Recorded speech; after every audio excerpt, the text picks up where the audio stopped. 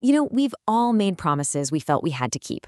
But in the eyes of the law, not every promise is created equal. Some are, well, they're just words. But others, they're legally binding contracts. So what's the secret sauce? What's the key ingredient that turns a simple promise into something a court will actually enforce? Well, today, we're going to find out. We make promises all the time, right? I'll call you later. Yep, I'll pay you back next week. But when does a casual statement like that cross a critical line and become something legally enforceable? That is the puzzle we are going to solve together. It's a great question, isn't it?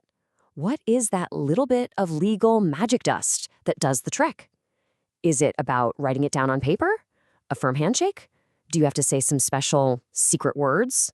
Nope, it's actually something much more fundamental, something at the very heart of the agreement itself.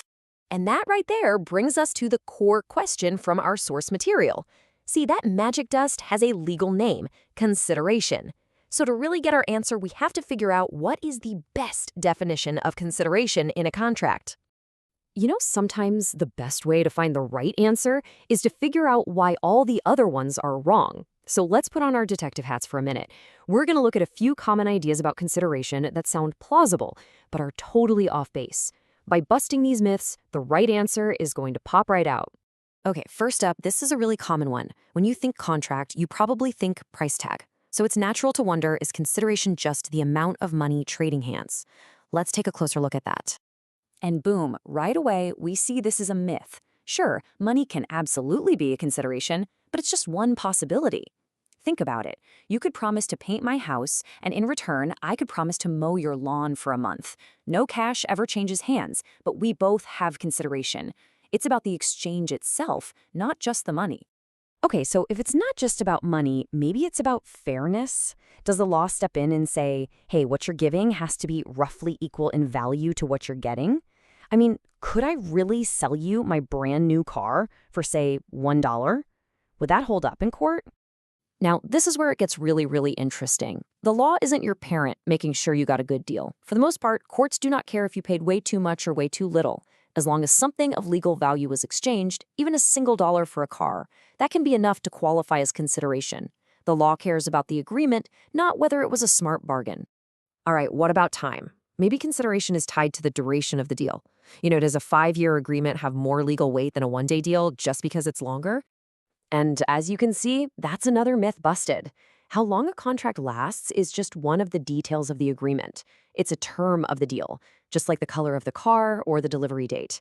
It describes what you agreed to, but it's not the fundamental thing that makes it a legally binding promise in the first place. Okay, so we've cleared away the clutter. We know it's not just about the money, it's not about fairness, and it's not about the timeline. We've eliminated the wrong answers. So what's left? What is the real definition? Let's get to it. And there it is, short, sweet, and packs a legal punch. The price paid by the promisee for the promiser's promise. I know, it sounds a little dense, a little bit of legalese, right? Don't worry. Let's break down exactly what that means in normal, everyday language. So let's take that official definition and pull it apart piece by piece. I promise, once you see the components, it's actually pretty straightforward. Okay, let's follow the steps. Step 1. The price paid.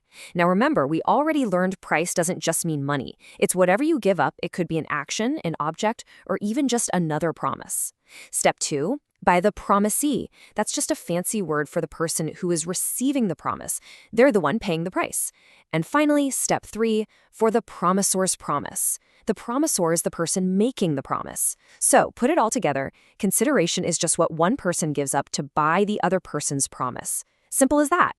So, okay, that's the what. We've got the definition down. But what about the so what? Why is this legal concept so important? How does this actually affect you outside of a law class? Let's connect the dots. At the end of the day, this is the whole shebang. Consideration is the bargain.